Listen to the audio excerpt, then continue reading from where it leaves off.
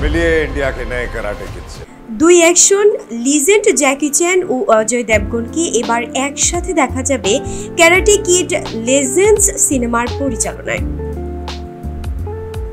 যা ইতিমধ্যে দর্শকদের মধ্যে উন্মাদনা সৃষ্টি করেছে। সনি পিকচার্স ইন্ডিয়ার শেয়ার করা টিজারে দেখা যায় হালকা মেজাজে দুই তারকার কথোপকথন। মিস্টার হ্যান চরিত্রে ফিরছেন জ্যাকি চ্যান।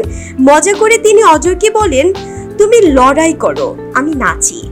জ্যাকিকে দেখা যায় বলিউড স্টাইলে হাত পা নাড়াতে। তিনি স্মরণ করেন কুংফু যোগা ছবিতে বলিউডের সঙ্গে তার কাজের অভিজ্ঞতা।